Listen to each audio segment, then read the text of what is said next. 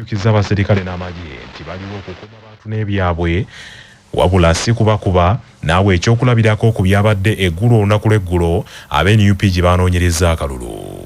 Abalina obuvunaanyizibwa okukuuma n'ebyaffe ebitongole bya poliisi n'amagye nammwe bannaffe mukuuma amateeka mukuuma obuntu bulamu mweyise ng'abantu muleme kutulugunya abantu nga tewali nsonga lwaki mukikola. Bano be mutawaanya bonna baffe kati bonna bali wano kati bw'ojja n'otukubamu tiyagaasi n'owamwe omukubiramu kati lwaki abalamu bakuba tiyagaasi atalina nsonga. Nakiraba Kawempe kubanga Kawempe ewaffe manyiyo abantu n'obaleetera embwa abali ku laale n'obakuba mu tiyagaasi kati abazze ku laale lwaki obakuba omukka ogubalagala be bamu teri agenda ku laale etali yiye era buli agenda ku laale eyo abakkiriziganya n'abo basanzeeyo nga mbasaba nammwe mubeere bantu muleme kuteekawo bunkenke butalina mugaso. Emyezi ebiri egisoose tubadde era mu kulonda naye nga bintu bitambula bulungi era abamu nga tetumanyi na kumanya nti waliwo ekigenda mu maaso naye ebbanga wano abavuganya zino entebe nene bayingidde wano ewaffe Buganda wano ate tabu n'etandika okujja.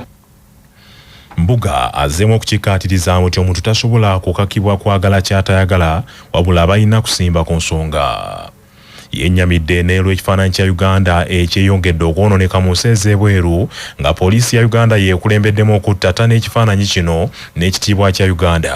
Bannaffe abapoliisi gye mukoma okunyigiriza abantu ne mubakuba omukka ne muba abakambwe gye bali awatali nsonga mwonoona kibiina ekiri mu buyinza. Mweddeko omuntu osimba ensonga akkirize agaane nkyogera bulijjo. Tosobola kukaka muntu kwagala ky'atayagala. Tosobola kukaka muntu kukyawa ky'ayagala. Osimba busimbi nsonga bw'abakkiriza nakkiriza. Ffenna bannayuganda abasinga tulina eddiini ze tusoma naddala abasiraamu mukitegeera. Tibagambye omusiraamu alina okusaala esswala 5 buli lunaku era amanyi nti tteeka lya Allah naye baaziina n'agaana okusaala. Oyo muntu agaana ate onoomukola ki? N'agaana insha Allah n'olunaku ne luddaku n'atasaala. Wabula Omulangira Nakibi ng'akubiriza abantu okugenda okwettanira okulonda be bawulira nti bandyagadde okubakulembera. Bamaseeka abakulu nga bakulembeddwamu Supreme Mufti wa Uganda Sheikh Shaban Galabuzi boogedde ku Sheikh Nuh Musata batte nti yayagala nnyo eddiini ye obuteebalira era teyeetiririranga mu buli kintu. Tukitereezeemu ebintu bitandika mpola mpola ebigenda nga byonoona. Tumala okusabira omufu sunna yaffe tutandika na kusaalira nnabbi. Ekyokubiri twebaza Katonda naddala nganza abadde abakoowoola mwebale kwanukula kuyitibwa kwammwe. Mutuwadde amaanyi n'okutegeera nti mitima gyammwe mwetuli. Omuli eddoboozi mujja munywe muti bwena kyakoze ku nsonga eno Allah abeere nga amusaasira. Abagikutte mugende mugisse mu nkola naddala bawali. Hajati Minsa Kabanda, Minisita w'ekibuga Kampala, mu kwogera kwe yennyamidde olw'ebikolwa eby'effujjo ebikolebwa ku b'oludda oluvuganya gavumenti wabula n'atendereza nnyo bannakibuga olw'okuwagira emirimu gy'Obuyisiraamu ne umma.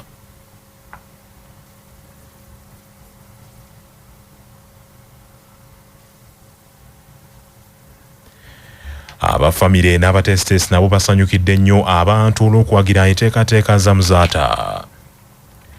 Haji Rashid Senyonga ssentebe w'olukiiko lutesitesi asanyukidde nnyo Jjajja Mbuga olw'okubalambika n'olw'okunywerera ku nsonga za Buganda ne Uganda eyawamu. Ate ye Mukalo omutaka Mukalo mubaka bw'atisse Katikkiro we ow'ekitiibwa Muhammadu Ssemambo ajjukizza abakkiriza okulwanirira Sheikh Muzaata nga bwe yayagala nnyo eddiini n'okwagala ekika kye. Akasattiro kabaluseewo nate mu malwaliro ga gavumenti mu Uganda abasawo abakyagezesebwa bwe balangiridde nti bagenda kuddayo mu keediimo singa gavumenti tebasasula nsako yaabwe gye babanja kati emyezi 3. Abasawo bano bawadde gavumenti nsaleesale wa lunaku lwa nkya lwokka okutereeza ebyetaago byabwe banyigiriza omuli n'okusasula ensimbi ze baasuubizibwa nga bagenda okutandika obuweereza obwo. Abasawo bano mu kibiina ekibagatta ekya Federation of Uganda Medical Interns FOMI bagambye nti bazze boogerezeganya n'abantu abakwatibwako mu gavumenti wabula abafuuyidde endiga mulere. Pulezidenti w'ekibiina ky'abasawo abakyagezesebwa Dr. Jacob Mwada agambye nti bawandiikidde abantu ab'enjawulo wabula tebaanukuddwa yadde n'akatono ate akazito okuva mu basawo bo keeyongera kubanga abasawo balina ebyetaago bingi nga bali ku mirimu egy'obuweereza naye nga gavumenti teyagala kubawa nsimbi. Sawa mukago ogw'ekiro nakuza omwezi 10 singa tebatuwa ssente zaffe kubanga tudisikasinze ebintu nokumala emyezi ebiri minisitule neegaana nga tugaanyiddwa okuyambibwa kati kutandika n'ennaku z'omwezi 10 tujja kusooka tusse wansi ebikolo kyannaku nnyo kubanga ekintu tukwagala kikola kubanga bw'olaba nti bayitaani mu ddwaliro bano be badokita abasookerwako buli maazense buli kintu ekibi ekituuka mu ddwaliro kino kyandikosa omulwadde badokita bebasookerako bebasookerwako kati bwodde wansi ebikolwa okubuulira amazima nti n'abakulu baffe bali ab'amaanyi bagenda okuza kubanga batono bekizo ekituufu batono abaana babalwadde batono kati yanaagenda okutuukanga oli eyandi musoose n'ayambako nga taliiwo. Abasawo bano kyakkaanyizibwako nti basasulwenga akakadde kamu buli mwezi wabula gye buvuddeko baafuna ekiwandiiko kya gavumenti ekibalaalika nti si baakuddamu okusasulwa nsimbi ezo kubanga baba bakyagezesebwa ate nga n'abamu nti bali ku misaala gya gavumenti malwaliro amalala. Abasawo abakoseddwa embeera eno basukka mu 6 ng'abasawo 25 ku bo bali ku ddala erya medical interns n'abalala abasukka mu 3 beebo abazzeeyo okubanguka mu ndwadde ez'enjawulo ku digiri ey'okubiri amanyiddwa nga senior house officers. Dr. Jacob Mwada agambye nti bannaabwe bangi tebakyalina busobozi bw'ebeezaawo ng'abasawo ate nga be basookerwako era batuukirwako abalwadde mu malwaliro ga gavumenti gonna.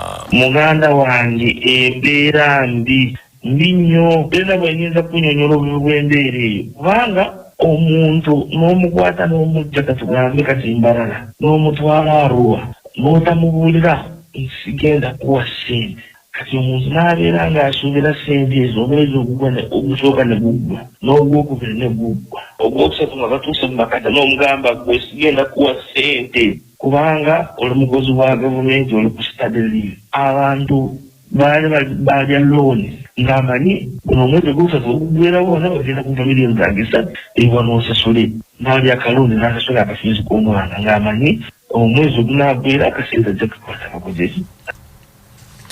Abasawo bano baali bakkaanya ne Pulezidenti Museveni nti bakufunayo ensimbi obukadde 2.5 wabula gavumenti negamba nti erina weegenda kujja nsimbi ezo ne bakkiriza nti bafuna akakadde kamu buli mwezi era baakafunako emyezi egyasooka wabula gino 3 egikyasembeyo mu mwaka guno tebannaweebwa nsimbi ezo. Bano bagamba nti tebaweebwa lunaku lwa kusasulwa ate nga tebaweereddwa wakusula yadde ekyokulya entambula n'ebirala nga n'akasente akabadde kabayambako okuddukanya emirimu gyabwe nako kabaggiddwako. Bino bijjidde mu kiseera nga bannaabwe abasawo abakugu mu kibiina ekya Uganda Medical Association baakalonda obukulembeze obujja obugenda okukwata enkasi okumala emyaka 2 okutuuka mu 2027. Amyuka Pulezidenti w'ekibiina ky'abasawo mu ggwanga lyonna ekya Uganda Medical Association Dr. Kabweru Wilberforce akyali omugole mu kifo ekyo agambye nti gavumenti esaanye okutunula mu nsonga ezisoomooza abasawo abo kubanga banyigirizibwa nnyo. Challenge nene nnyo nti gavumenti eteeka okuvaayo ne policy eteekewo kye tuyita training positions mu structure ya gavumenti public service kiyamba omuntu n'agenda okuva mu training nti yobanga dokita asomye emyaka 5 nga position weeri public service ebamuwa wirupapula ne terms and conditions agenda okukoleramu n'agenda mu ddwaliro lyonna lye bategese wagenda ogezesebwamu okubeera nti asobola okujjanjaba abantu ng'alina minimum supervision eya internship ng'owedde mu structure mweri. Mu mawulire ge twakafuna abamu ku baserikale abakuuma minisita ow'ensigo eddamuzi n'obwenkanya minisita wa ssemateeka n'obwenkanya Nobert Mao bagudde ku kabenje ng'akiteeberezebwa nti abawerako bafudde. Omuwendo gw'abaserikale abafudde n'abakoseddwa tegunnakakasibwa bulungi wabula CBS ekitegeddeko nti babadde bafa mu bitundu by'eggulu nga boolekera Kampala. Abeerabiddeko n'agabwe ku kabenje kano bategeeza Kyabbaasa nti emmotoka ya Minisita Norbert Mao yo tefunye buzibu mu kabenje ako wabula ey'abasirikale abamukuuma etumereganye n'emmotoka y'ente ey'ekika kya Fuso era abasirikale abamu bafudde n'ababadde mu mmotoka ey'ente eya Fuso. Mmotoka ya Minisita yabadde ggulungedde Kampala. Kayisa basanga Fuso eva Kampala ne beetomera naye nga ye emmotoka Minisita yetafunye buzibu okujjako abasirikale be bafudde naye ye Minisita tafunye buzibu n'ababadde ku abayana nabo bafudde driver babadde afuuka naye afudde. Mu malala getufuna agakwata ku kabenje ako gategeezezza nti abasirikale 6 abakola ogw'okukuuma banene mu ggwanga bateeberezebwa nti balumiziddwa n'abandi bafudde mu kabenje kano. Akabenje kano kagudde ku luguudo Mwasanjala oluva e Kampala okudda eggulu mu bitundu by'ebbombo Kalule mu disitulikiti y'e Luweero era nga kigambibwa nti batomereganye n'emmotoka y'ente ebadde eva e Luweero ng'eyolekera Kampala. Poliisi etuuse mangu awagudde akabenje kano abalumiziddwa ne baddusibwa mu ddwaliro ebbombo okujjanjabwa naye ng'ataasulewo taakeese yali ku mimwa gyabwe.